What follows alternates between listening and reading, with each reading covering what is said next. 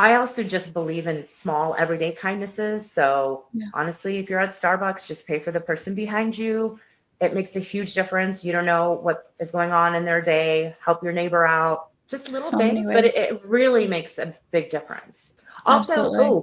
like neighborhood giving circles are also a really fun, cool way to not only create the connection with your like neighbors or your friends, but then you can choose sort of a nonprofit in the community that you're passionate about. And then you guys all work together to raise money or volunteer or whatever for that. Those are Yeah. all really great ideas. And I had an internal giggle when you were like, $2 a month, don't have Starbucks. $7. We're talking $7 Yeah. probably. I'm like, For one no. coffee. Yeah.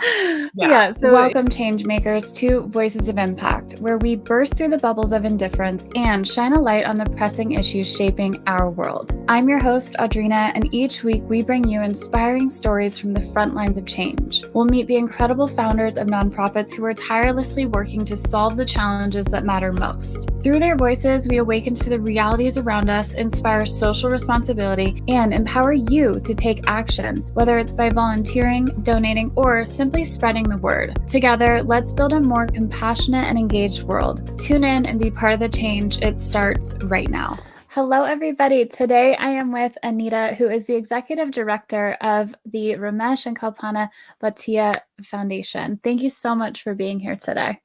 Thank you so much for having me. I'm so excited. This is a different kind of conversation for us. It's in the nature of the work that you guys are doing. So this is going to be a fun one. It'll be different. So to kick us off, who are you? What's your mission? And then why should people keep listening? I'm the Executive Director of the Ramesh and Kalpana Bhatia Family Foundation. It is a foundation that my parents started, and I took over as Executive Director in 2018, 2019 or so. And why people should keep listening is because I think I have some really valuable information to share, but I'm also pretty entertaining. Just to fill everybody in, the reason why I said like this conversation is different, you guys have a family foundation. Can you explain to our change makers what that is in case they're unfamiliar? Because you guys don't necessarily have like programs that you're running or volunteer opportunities, and you actually don't even have a need for donations. So that's why I'm like, this is a different type of conversation. So yeah, let's start with what that family foundation is and why it is different to like the traditional nonprofits that I'm usually speaking to. I'm sure most people are familiar with the Gates Foundation, the Bill and Melinda Gates Foundation, which, obviously has shifted, but started off as a family foundation. They did not keep it private. Though it was a family foundation, it was public, in which they could get donations. So there's sort of a couple of options that families can do. Families who want to, again, be generous and donate. Typically for families, for tax purposes, it makes sense to have a family foundation and donate through the family foundation. And so in our case, we're private, which just means that the funds we have and distribute are our own. We don't get donations from outside sources in any capacity. We have an amount of money, and we hope that we can give out enough, but still continue to grow the pot so we can continue the legacy of giving for as long as possible. So really, for any change makers listening who are interested in starting a family foundation or are part of a family foundation, the power that we have is we can be change makers. We can really help those organizations that are requesting funds and have the volunteer programs. We can help them get off the ground. We can help them with foundational change. We are able to support organizations in their infrastructure to help them grow and have that base to then go out and do the programmatic work that they need to do. Yeah, that's awesome. Do you guys have specific causes that you focus on as a family in supporting nonprofits? Yeah. We focus on intellectual and physical disabilities, the equity of creating spaces in this world for those with neurodiversity. We do a lot of work in sort of human rights and social justice, which includes gender-based violence. We're very passionate about medical research, and I can kind of get into the reasons why. Really passionate about medical research. And then definitely I think the foundation of our family is education. So that is just something that is really important to us. And we kind of categorize that as youth empowerment, but really education fits into all the categories. And then lastly, mental health is a big category that we cover. But yeah, those are the focuses that we have as a family. Any change makers who are listening who are interested in just this model or whatever, again, I would always say, like, make sure you have a strategy. So what are the things that you family are passionate about? And that's the exercise we sort of went through and realized that our interests or our passions kind of fit into 4 or 5 sort of buckets or categories. Yeah, and that's super important to allow you guys to then put your money to work in like the most impactful way too, because it is important. Like if you're interested in creating a foundation, knowing what matters the most to you guys and what you want to support and what you want to see your money impact is a big part of that. It's not just let me give a little bit to everybody, because then how much can actually be done? You need to focus in on like, these are the key areas, and the amount that we're able to give is going to be super impactful for them, rather than just a smaller donation that maybe won't get them as far or the reach that they need. Right. And the small donations are absolutely critically important for organizations. But when we're talking about this model that, I'm managing, and it's funny that you say that, because the reason I asked, begged, borrowed, and stealed and to get this position with my dad, and I will say I did interview with him for about 2 years. Like, he didn't just hand over the reins. It was a situation, But what I told him was, what was happening was basically towards the end of every year, he would say, oh my gosh, we have to give away this amount of money by law, whatever. Yeah. As a foundation, we have to give away this amount of money. And so now he's scrambling. Tell me an organization. Tell me organizations that I can donate to. And I was like, we can't work like this, Yeah. Not saying that we can't give our $500 donations to a bunch of organizations. It's fantastic, but we have to have a strategy, right? And if we want to support, for example, the American Heart Association or the American Red Cross or whatever, that's fantastic. Let's have a conversation with them. And let's really figure out the connection point where we can help really make a difference, And maybe that means instead of $500, we're going to give you $5,000, but that $5,000 will have such a deeper impact, right? But those conversations have to happen, and you have to have the basic strategy of, again, what is important to you and what change are you actually trying to see happen in the world? Right. And so you alluded to this a little bit when you guys were when you were talking about the different areas that you are the most passionate about. So let's talk about that a little bit. What are some of those personal experiences that you've encountered that have led you to being passionate about the causes that you are? I'll try and keep this short, but so as I said, education, I would say, is kind of the start of everything. My family is very passionate about education and the importance of it. And my mom has always told us, again, since we were little, she said, no matter what happens, your house can burn, you can lose your car, you can lose everything. But no matter what, nobody can ever take away the knowledge in your brain. So every single day you should try and learn something new, because nobody can ever take that away from you. So if you lose everything, if you have the knowledge, you can pick yourself back up and figure it out. So that is just sort of instilled in us and me, and something that I think is just, that we're passionate about. My other very personal experience is I'm a mom. I have a 17-year-old daughter named Anya. When she was born, we thought everything was fine and great. And at 4 weeks, she started having this eye blink that didn't seem normal. And by 8 weeks, she was diagnosed with a rare genetic disease called tuberous sclerosis complex. If you know any Indian people, like, we're all doctors and engineers and lawyers, like, we have no other professions. Right. So my whole family is doctors, right? And most of my friends are doctors, and nobody had heard of this disease. That was the most terrifying thing I've ever Yeah. experienced in my life. There's no cure.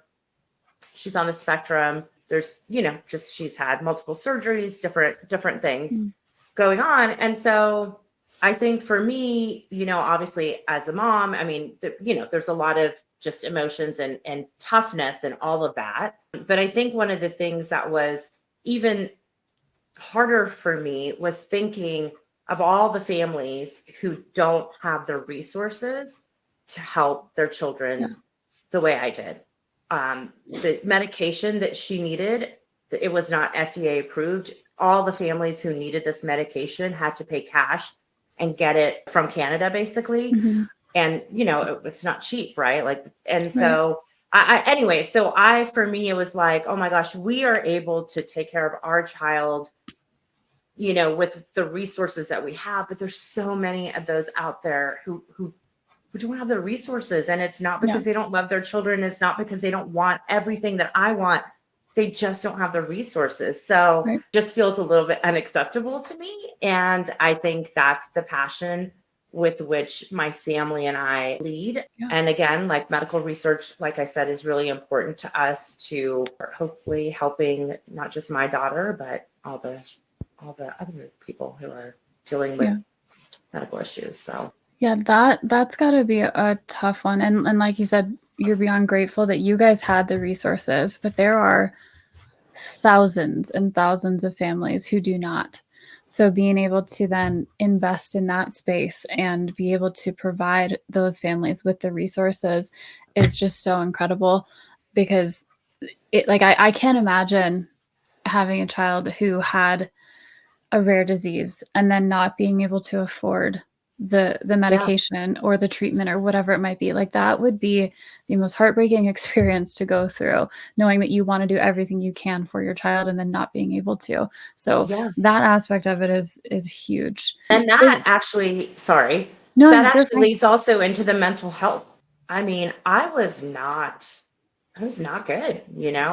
I was getting through each day, but I was not a human being. I was very in a dark place. And thank goodness that I have family and friends and all of those things. But again, there's so many people who don't have that. And that struggle is real. And it's something that we all need to have a little bit of empathy for. And we need to if we can all band together and connect with each other, and we all get better. So do you have a particular cause, nonprofit, like a specific thing that you've seen a huge impact through what your family has been able to do for them?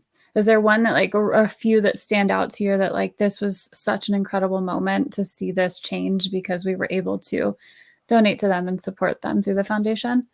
Yes, I would. There's a few. The first one that sort of, I think, comes to mind for me, and again, this is for all the listeners, for all the change makers listening. What I'm going to say is specific to us and our family and our culture.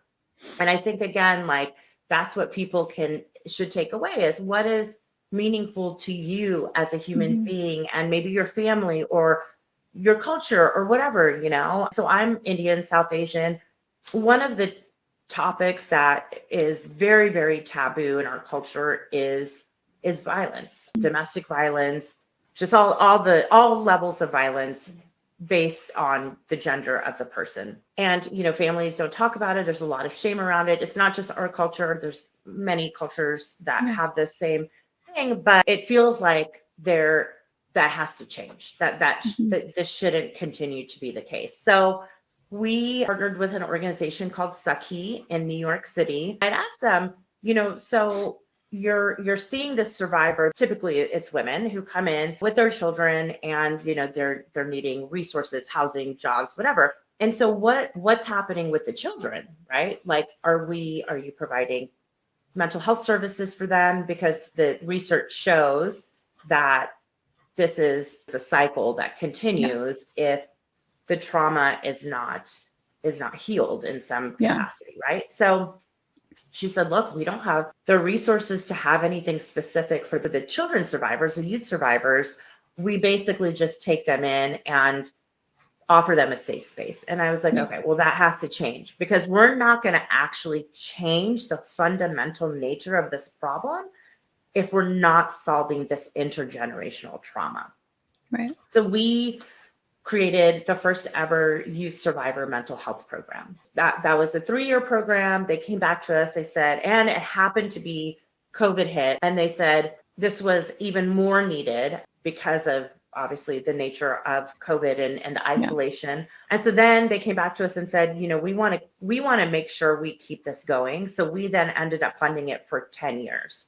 So now they've got an intergenerational trauma program for 10 years where they can hopefully really create meaningful change, right? Not only for our society, but for these survivors who have experienced something that really no one should, but helping them to heal and to be able to move forward positively in their life is really, really meaningful. And because of our support now, it's a topic that is being talked about. It wasn't talked about before, right? So all of a sudden, here's this Indian family coming out of nowhere, supporting this cause that nobody wants to talk about. Now we get to talk about it. So I think we've really started the path of, we have a lot of work to do, but I do think we've really made an impact in getting that conversation started. The other thing that I'm extremely proud of, and again, I do have a daughter on the spectrum. So what I've noticed is when she was a baby, when she was little, there were different issues, worries and stuff that I faced.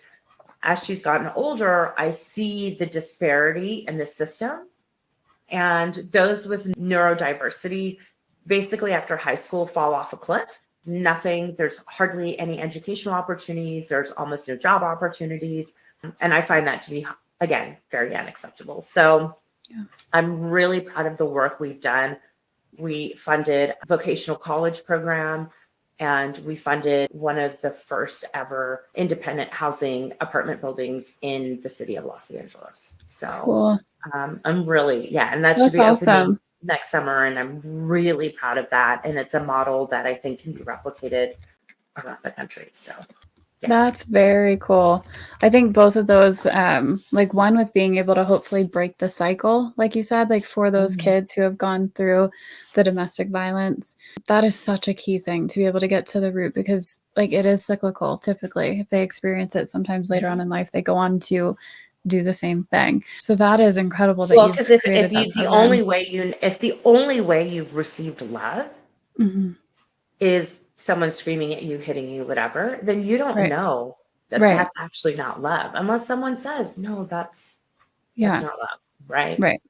And then that's how you're going to show love, because you don't know any different. So no, that one's incredible. And then also the housing opportunities is huge, because one of the nonprofits that we work fairly closely with, they have a lot of kids who are on the spectrum in some capacity or special needs of some sort.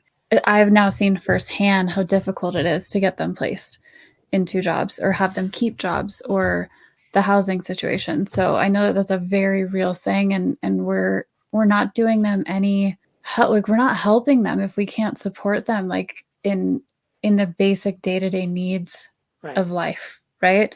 So I think that's incredible. What actions can people take within their own communities to get involved? It's funny.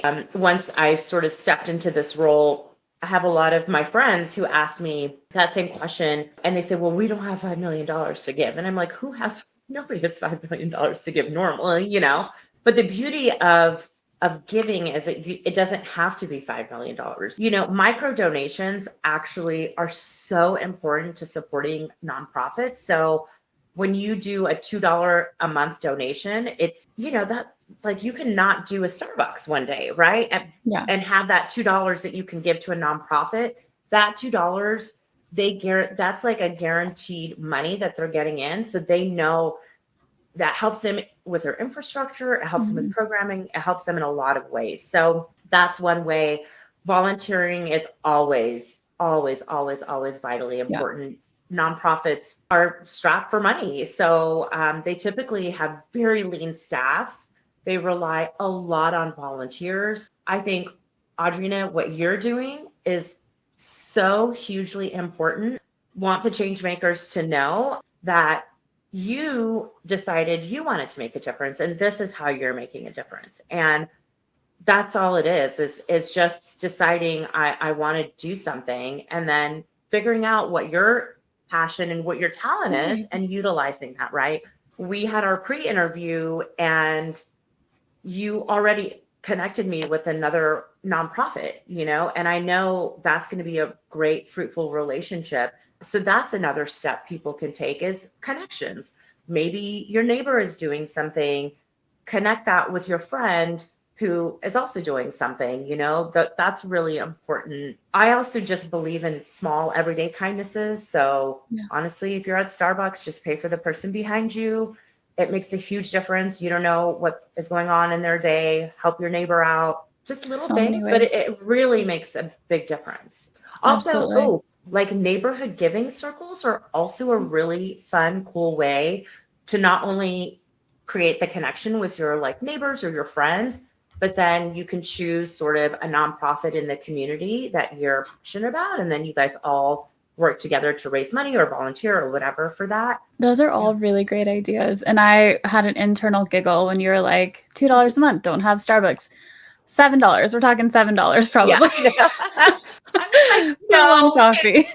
Yeah. So if you can swing a latte every other day, you can swing $7 a month to your favorite nonprofit. Exactly. Let's just call it what it is, guys. Exactly. I think we can all be okay if we don't get our grande latte that day, because we're probably helping feed someone or give somebody something that they don't have, and that we maybe take for granted. So 100%. That actually just gave me chills. It's so important, and it can be hard in the moment because we get caught up in just like our day-to-day life. But if we can start thinking about taking these small actions or bigger actions, if you have the capacity to do so, then that's amazing too. But I don't want to discredit those who feel that right now the small stuff is what they can do it. It doesn't have to be grand. It doesn't have to be perfect. It doesn't have to be this like, I don't know, earth-changing thing. Just go do the small things that you can easily do. Even just a conversation, right? Yeah. I mean, what you're doing is having conversations. You have created a space for people to have these conversations and for people to learn. I didn't know this was a problem in the world, because in my world and whatever, and we all have that, right? Like I have my world, and all of a sudden I meet somebody and I'm like, wow, I didn't realize this was even something somebody was going through. So just having a conversation, teaching somebody something is really, really important, valuable. 100%. I will say, like, when I started Voices of Impact, I realized how much of a bubble I kept myself in. Like, there were so many nonprofit founders that I was speaking to, and I was like you just said, I was like, I had no idea that this was even a thing that people were dealing with on a regular basis, that this was a problem, whatever it might be. And that was where it became so clear to me that I was like, we have got to like start being a little bit more aware. And that's why, like, that's the whole purpose behind Voices of Impact, is to kind of burst the bubbles that we keep ourselves in on a day-to-day basis. And then like, let's go take some action in any way you can. If you can't donate financially, fine. Repost their post on social media. Go talk to a friend about a new nonprofit that you learned about, that you have realized that you're passionate about. Go see if you're great at making resumes. Go see if you can work with kids who don't have access and help them build their resumes, or help them build some skills to get them placed in the workforce. There's so many different ways that you can get involved, even if it's, I don't know, like within your community. It doesn't necessarily have to be a nonprofit. I'm sure that there's school programs that you could go get involved in if you realize that you really want to help, like elementary or middle school or high school. There's so many different ways that we can do this. So find what works for you, find what lights you up, and then get out there and do it, because the world will be a better place if we all just do a little bit of something. 100%. And there's so many people out there doing a lot of amazing work. I mean, you have a whole show built on that, right? Like there are so many people doing amazing work. And the more we talk about it, ideally, like for me, and I know you and I spoke about this, it's making those connections. So I always love, I've met a nonprofit doing, again, work in the neurodiversity space on the East Coast. And then I meet an organization on the West Coast doing something similar. I make them talk to each other. And I'm like, you guys need to talk. just there's a lot of synergies that can happen. And again, we all learn something new when we connect with each other. So amazing. I feel like we covered a lot. My final question is usually if you can inspire our change makers to take one action today that would make a difference, what would it be? Ooh, that's a hard one. One action. I know, because we went over all the ideas. So now let's know. narrow it down and come up with one action or one challenge for them to take today. To be honest, my immediate answer, and I'm actually serious, this is my immediate answer, would be, and I know obviously the people who are listening are already listening, but I would say change makers, go find someone to listen to this show. Oh, that's the action, is tell a friend about the show. I'm going to post about it. I'm going to tell a friend. I've already told friends, because again, this is how we learn about different organizations and just different people doing the work. Yeah. That would actually be my one action today, is amazing. Go find a friend and subscribe, sign up, whatever you do for podcasts, right? do that. Yeah. And I promise you guys, I didn't even ask her to say that. Hands up. That's why I'm like, I swear, you guys, this was not something we planned. She did not ask me this question to get her a plug. I really do believe, again, that the work that you're doing is so impactful. And if you get 3 more listeners out of just this one thing, that's 3 more people who are going to learn. Who are aware. Yeah. And hopefully get inspired to start making some changes. So thank you so much, Anita. It's been an absolute pleasure speaking to you and learning about everything that you guys are doing with the Bhatia Foundation. I just appreciate your time so much and wish you guys the best of luck. Thank you so much. It was so lovely talking to you. And thank you. I appreciate you so much for having me and wanting to have a conversation with me. I really appreciate it.